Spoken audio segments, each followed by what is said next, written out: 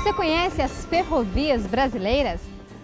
Nessa edição do Eu Fiscalizo, vamos mostrar a situação da malha ferroviária e os projetos que podem melhorar o uso das ferrovias no país.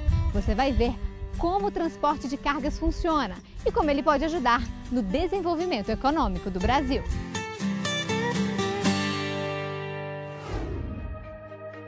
A construção da primeira ferrovia no Brasil foi concedida no período do Império a pedido do Barão de Mauá. O trecho saía da Baía de Guanabara, no Rio de Janeiro, e seguia em direção a Petrópolis. Ela tinha 14,5 quilômetros de extensão e foi inaugurada em 1854 por Dom Pedro II. Foi a primeira operação intermodal do Brasil, integrando transporte hidroviário e ferroviário. Com a proclamação da República, veio também um impulso para a construção de mais linhas férreas. Elas eram diretamente relacionadas aos ciclos econômicos agroexportadores daquele período, usado exclusivamente para exportar commodities brasileiras em direção aos principais portos do país. A topografia do Brasil era muito difícil e isso criou um custo de transporte terrestre elevado. Isso restringiu o tamanho da área que pode ser plantada e comercializada na época. Complicava ainda o seguinte: as regiões do Brasil com o que eu chamo de melhor dotação agronômica, ou seja, as condições de solo e clima mais propícios para a produção agrícola, essas regiões careciam de rios navegáveis. Em 1922, o país tinha um sistema ferroviário com aproximadamente 29 mil quilômetros de extensão. Na década de 30, o país tinha uma malha desenvolvida comparada a outros países. Foi a partir dos anos 50, com o início do processo de industrialização e urbanização, que elas foram perdendo espaço para os investimentos em rodovias. Na década de 90, iniciou o processo de concessão do sistema no Brasil. Hoje, a extensão da malha ferroviária é praticamente a mesma do início do século passado. E todas as ferrovias em operação são concedidas à iniciativa privada.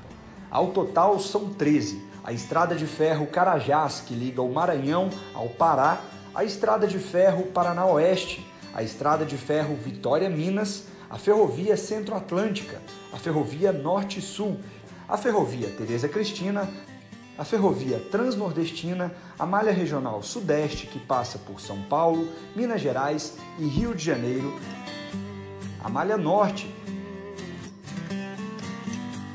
a Malha Oeste, Malha Paulista e Malha Sul.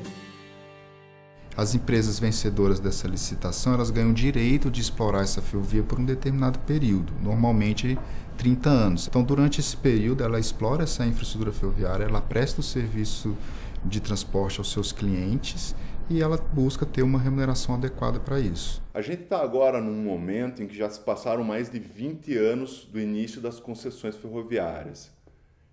Então, a gente tem menos de 10 anos até o final dos contratos atuais.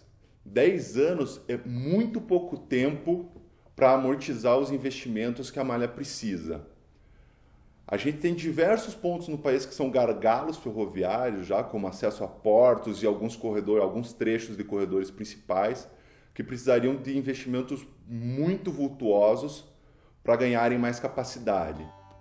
A expansão dessa malha ferroviária brasileira poderia ajudar muitas empresas, como a que Osmar trabalha, no interior de Goiás e que atua na produção de grãos e combustível. 80% do que é fabricado lá vai para exportação. A implantação de uma ferrovia, no meu entendimento, ela tem uma repercussão quase que macroeconômica. Todos aqueles que estão juntos no percurso da ferrovia, ele tende a ter uma movimentação, um incremento econômico nas diversas atividades. Especificamente a Norte-Sul, ela não está sendo utilizada na verdade, e a gente objetiva que com o passar do tempo ela venha a ser incrementada. Quando você utiliza da ferrovia, especificamente na nossa atividade, na nossa estrutura, você tem umas facilidades a mais. Por exemplo, eu para carregar caminhões, eu carrego 4 caminhões em 1 hora. Em 1 hora eu posso carregar hoje 10 vagões. Em termos de quantidade, eu estaria carregando 200 toneladas de caminhão e 1.000 toneladas de vagões. Então, praticamente é 5 vezes maior a capacidade de carregamento. Você transportando o seu produto por ferrovia, você tem uma segurança a maior. No exemplo de roubo, desvio de carga, quebra do produto no transporte. Em 2017, o volume total de cargas transportadas em ferrovias no Brasil foi de mais de 538 milhões de toneladas. Entre os principais produtos estão minério de ferro, soja, açúcar, carvão mineral, milho, óleo diesel, produtos siderúrgicos e ferro-gusa. São mais de 3.000 locomotivas e mais de 100.000 vagões em circulação no país. Mesmo com essa quantidade, um estudo da Confederação Nacional da Indústria aponta que 1/3 das ferrovias brasileiras estão inutilizadas. Isso é reflexo da falta de investimento e de conexão no próprio sistema. O nosso estudo identificou que o sistema ferroviário brasileiro, apesar de contar com bons exemplos de ferrovias, ele é muito mal aproveitado. A ociosidade é muito alta e investimentos em expansão não ocorrem há muito tempo. É imprescindível que as novas concessões incorporem trechos que vão conectar o sistema e que vão possibilitar um escoamento mais eficiente da produção nacional. A gente tem o que a gente chama de modelo verticalizado, onde uma única empresa é responsável tanto pela operação dos trens como pela exploração da infraestrutura ferroviária.